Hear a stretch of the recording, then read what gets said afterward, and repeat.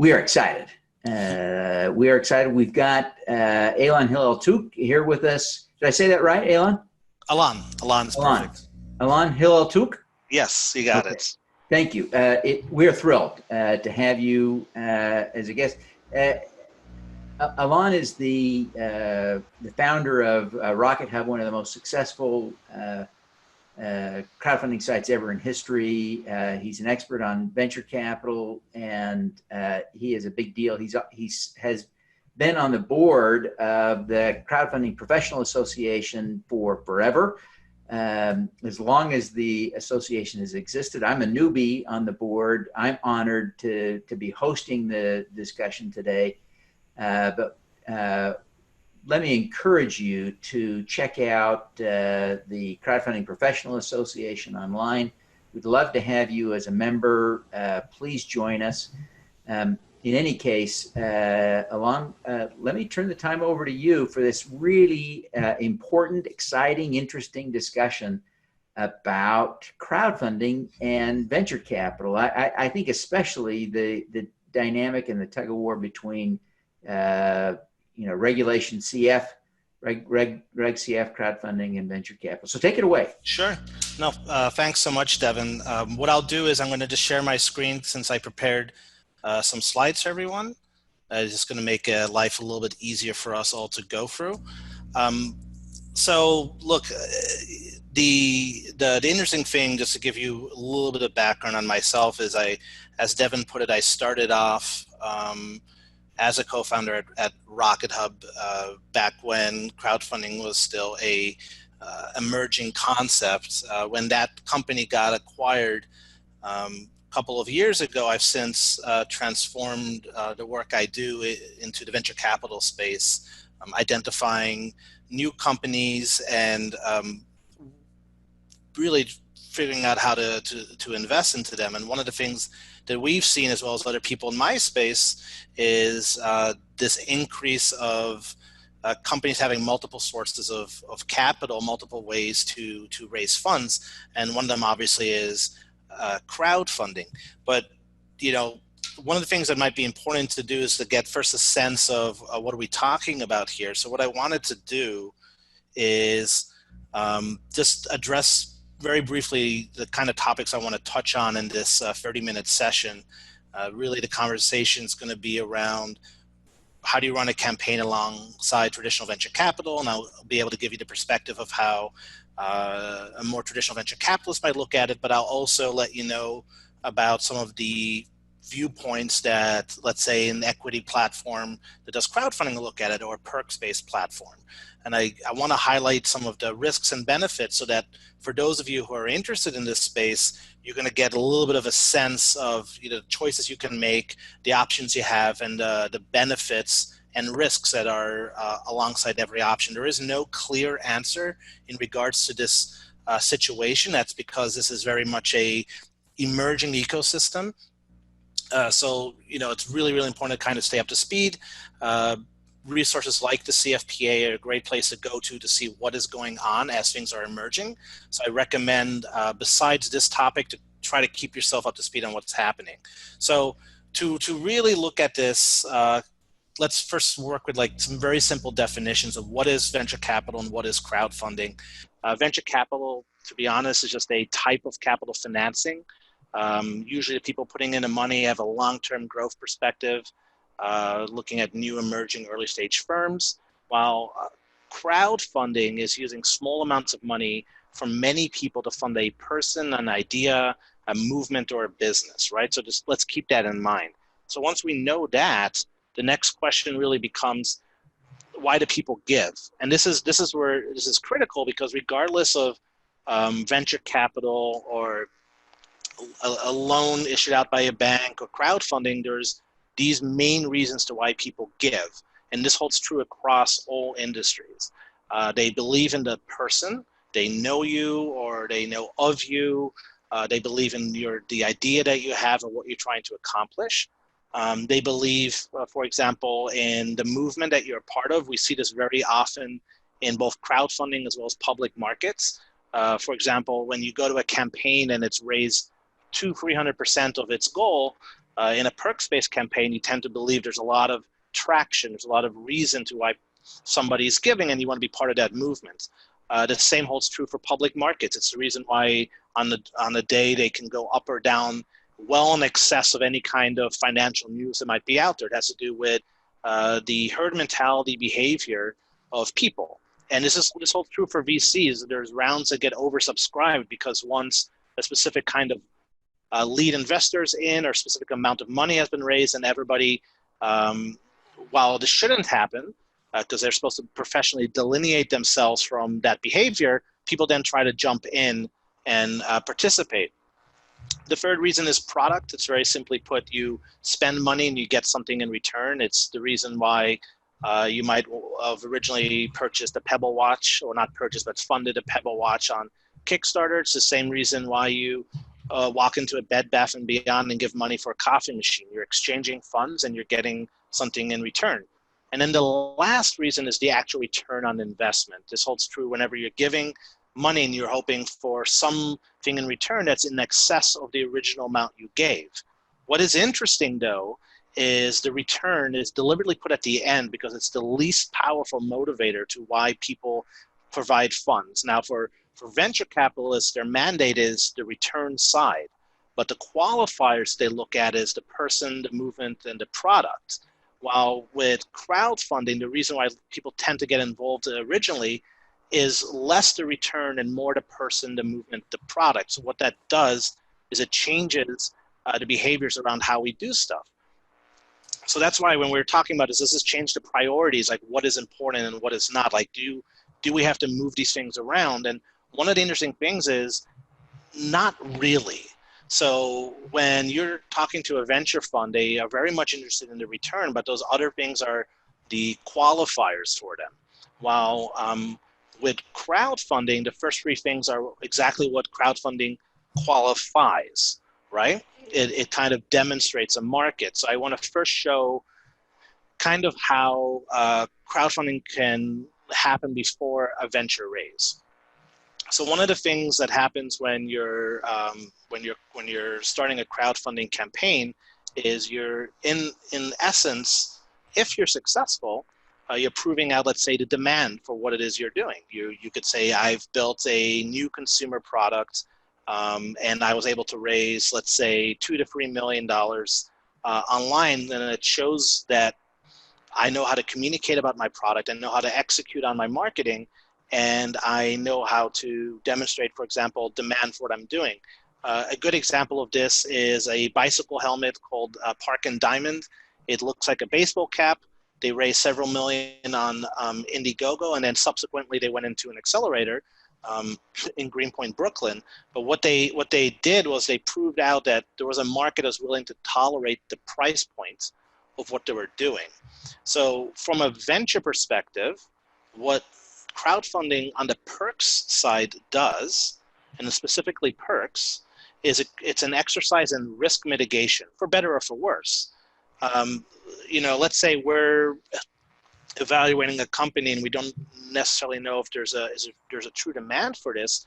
If the company came to us and they said, we raised $3, $4, $5 million through perks-based crowdfunding, then we know they were able to demonstrate demand for their product or service. They know how to communicate about it in the right way, which has to do with the business development skills of the company, and they know how to execute in regards to their business. But what's very, very appealing is structure.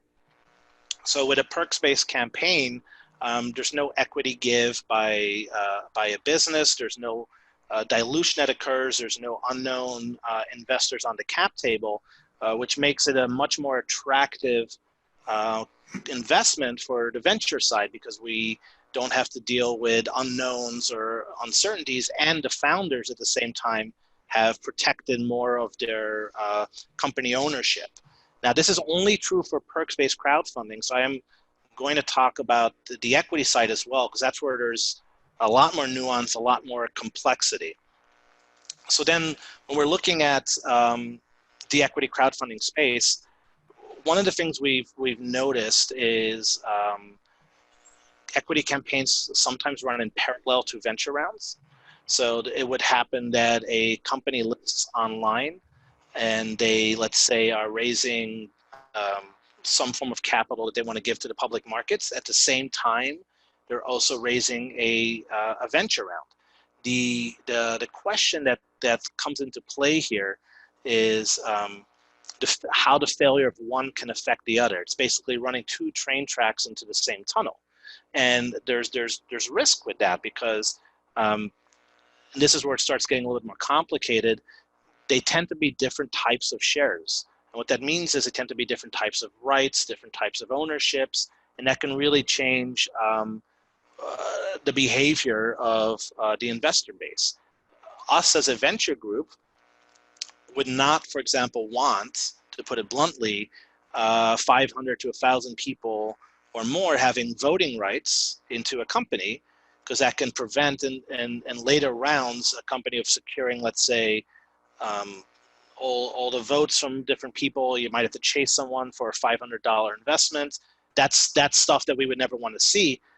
So what gets pushed for is different share classes and types. So that means that you have, let's say, a crowdfunding share for your company and you have a venture share for your company. It changes the type of campaign. But what we've also seen happen is a perks-based campaign runs in parallel to a crowdfunding campaign. This actually happens a lot, and it happens a lot quicker.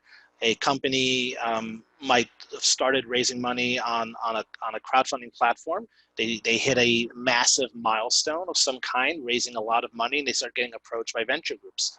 The venture groups are providing equity capital, while the crowdfunding campaign is basically providing working capital in the form of a pre-sale product to allow the company to actually execute on delivery what it is that they're doing.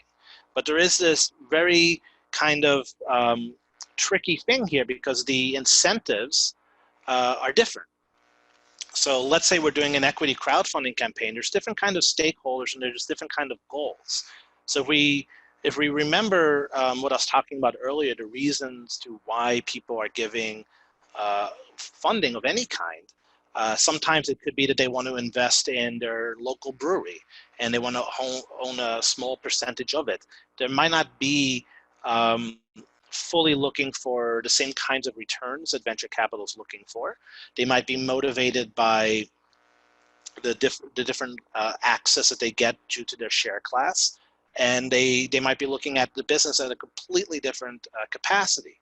So when a venture fund is, let's say, investing in a company, they need to look at the potential of the business. How much is it a lifestyle company versus something that can provide a return to investors? And because of that, the incentive structures and the goals that are present are different. So what we're talking about here is two different types of stakeholders, and that could change the motives and what happens. So one of the things to keep in mind is if you're raising funds, you're the one consistency. So the choices that you make are what actually matters.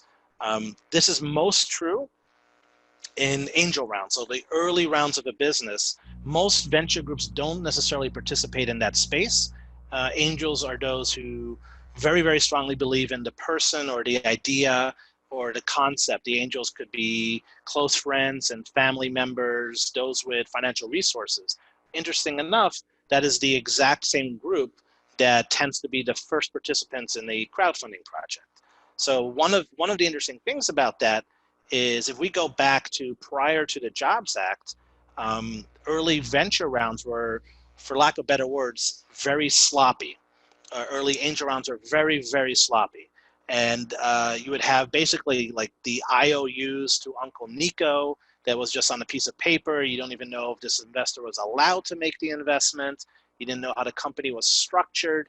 And what we're having now is a framework by which a company can raise funds as their first investment early on in a structured and cohesive manner that makes it more likely that a venture fund can look at a business and not be scared off by, let's say, the structural issues of the company or the compliance concerns that may arise. So there is this, and it's funny because very few people talk about that, but it's a massive benefit, a massive incentive to what is happening. So one of the things to keep in mind is if you're running, let's say, a venture that you believe is venture backable, but you're still very early and you're doing the idea stage, and let's just say it's not a consumer product, so you can't do pre-sales, doing an equity crowdfunding campaign in order to onboard the right types of investors, the right types of structures, and doing it in a compliant fashion will or should help in what you're going to be doing moving forward in regards to your campaign. So keeping that in mind, we kind of need to, for lack of better words, make sense of it all. We need to figure out, how do we do this? Well, it's all about managing expectations, and that's the one thing to keep in mind. When you're raising capital, you're in essence growing your business with other people's money, and this is a very, very big deal. This is such a big deal that the right kind of person will treat that money more closely than their own capital. You for example might be willing to take a certain kind of risk, but the person who gave you the money is not, right? And this is true also for us as a venture fund. We as a venture fund, and all venture funds, operate with somebody else's money, right? We're not necessarily the ones providing that capital. We have what's called limited partners who provide us money in order to invest it on their behalf. And because of that, we have to always think, are we doing a service to that investor? When we're investing in a company, can we justify it? Are we providing the value, the opportunity to them? This holds true for you raising funding for your business as well. Once you take on investment where they have an ownership position in your company and their benefit is closely tied to the performance of your business, you need to start managing the expectations of how you operate, what you can do, and what are the risks that are involved in it. And can you communicate them properly? And what is a little bit interesting about this is for most equity crowdfunding campaigns, the terms and structure are set up by the company.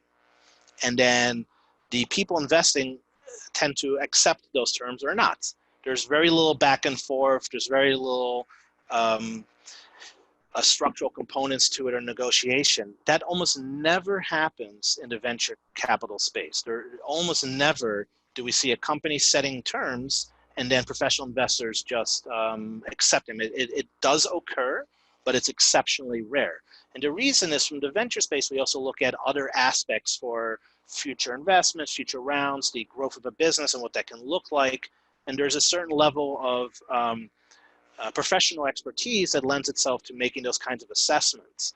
One of the more important things when it comes to the structure and opportunity of equity crowdfunding is the investor class doesn't necessarily look at it the same way, and they may not fully comprehend how further growth in the company may affect their position. For example, one of the biggest points of feedback we've heard of when surveying the market, when let's say we make an investment in the company that did an earlier equity crowdfunding round, is those investors have poor comprehension, not to their fault, of dilution. They said, oh, I invested in the company and I bought, I thought it was 0.5%. How is it that this round is going to now cause me to only have 0.25%? That's wrong. I'm not okay with this. And depending on how it's structured, that could become a real problem.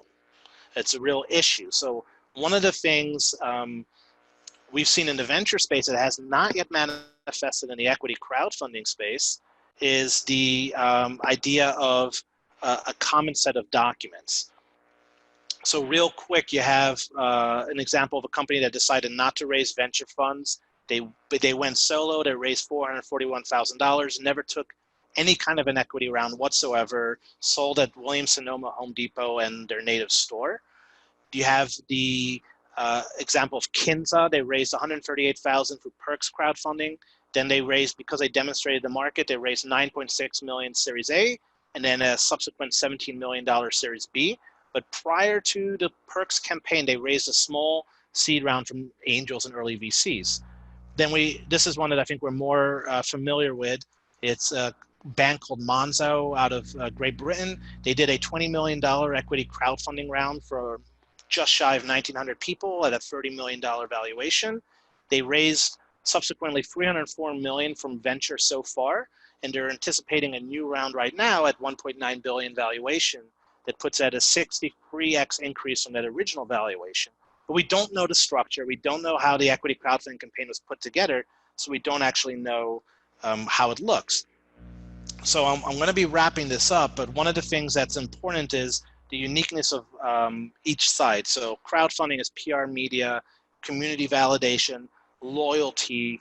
Let's say a perks campaign is one thing, but an investor is someone who, if you're, let's say, a coffee shop and you're doing an equity campaign for your business, or an ice cream store, they'll come every day to drink your coffee. They want to see your business do well. They're going to drive in new customers. There's a lot of flexibility there. On the venture side, the value is more the mentorship, the strategy from the professionals you're raising money from, their experience in business development, and also their ability to help you raise future rounds of capital and grow it. So doing that quick takeaway, the real strong trend that we've noticed between venture and equity crowdfunding is the more niche and complicated the industry is, the less relevant the power of the crowd becomes. And that has to, and this is like so true, and it's a very simple, but it's a fundamental. We all understand what it is like to, let's say, invest in a brewery. We understand beer. We know how to drink it. We know what it tastes like. We get it. But if it's, let's say, a pharmaceutical research company trying to look at, some kind of new molecule, I don't know what that's about. I don't have that expertise. It resonates less with a crowd. So real quick, one of the things we've noticed, and then we'll turn it over to discussion, is consumer products tend to do very well in crowdfunding markets. A beer does well, a hat does well, a new type of the Pebble watch did well, and they raise subsequent venture funding. It's things that people understand and can kind of grasp. Some founders that were ignored by venture capital tended to succeed with equity crowdfunding. One of the platforms actually reported in 2018, 25% of investments went to founders of color, 44% of investments went to companies with a female founder. For that year as an industry venture, it was 1 and 13% respectively. So sometimes what we're seeing is kind of, I don't want to say the word disruption, but a challenge of a status quo that is often grounded in poor fundamentals. And what we're now seeing is sometimes new ideas and concepts that may not be venture backable emerge as equity crowdfunding backable. So giving that quick run through, we figured the rest of the time we'll leave it open to discussion. Alon, that was great. Let me just ask you, you've just given us so much to think about, but it seems like there's kind of a relatively, and if you want to just turn your share off so people can see you answer these questions, that might be good. But there are three distinct, four things you talked about. And One is perks-based crowdfunding. You talked about equity crowdfunding, where you're selling securities. You talked about angel investments, and you talked about venture capital, of course. Yes. And the whole discussion is how those all interrelate. But one of the things that I think you didn't touch on was the fact that it seems like some investments, some entrepreneurs want venture capital, but their business will never be worthy of venture capital. Isn't that a dynamic that you see a lot? Yeah, it's a very interesting point you're actually making, Devin. Is there is such a thing as non-venture backable businesses that they just don't have, let's say, the ability to provide the kind of return a venture fund needs in order to mitigate the risk they take in all of their investments. But they may be able to attract crowdfunding, equity crowdfunding, right? Yes, exactly, and that is 100% true. So while they might not, let's say, be relevant for venture, the equity crowdfunding market has different motivations and criteria, as to why they choose to invest. And this is a true thing. On my block, there's an ice cream shop right now. They're doing an equity crowdfunding raise. I don't know why people are there in the winter, but nonetheless, they're raising funds. There is no way that local store would ever be able to raise money from a venture group. It's just not. They're a retail store. They don't have like large-scale chain potential or anything of that nature. They're just going to be the shop that they are. But they are raising about $1 million, $1.5 million from people within their community who want to feel like they have a piece of ownership in the business. That's huge. That's huge. You know, so many businesses can survive just by raising 100,000, and $1 million is a lot for a lot of small businesses. So that's exciting. Alon, we had a question from Clayton, who's participating in the discussion, watching today, and we're thrilled to have you, Clayton. Thanks for joining us. He asks, can you address in crowdfunding the breakdown between equity and debt? Yes. Okay, so I'm trying. Let me see how I can put it in concrete terms. So this will hold true, by the way, for equity crowdfunding as well as just standard investments. But equity and debt are two different kinds of vehicles, right? So when you are, let's say, giving someone $100 in return, you own a fixed amount of shares in the business, that is considered to be, you're holding equity in the company. So you're holding a set amount of ownership. When it comes to debt structures, it is technically considered a loan. And when capital going out is considered a loan, it gets treated differently by the business. There might be interest rates attached to it. There might be payback periods attached to it. But the initial investment is cash that is considered to be a debt. So when you're doing a debt financing, though, for let's say a crowdfunding campaign, what you're actually most typically seeing is something called convertible debt. And what that is that initial loan that you made will have in the future the potential to convert into an equity position, which is ownership.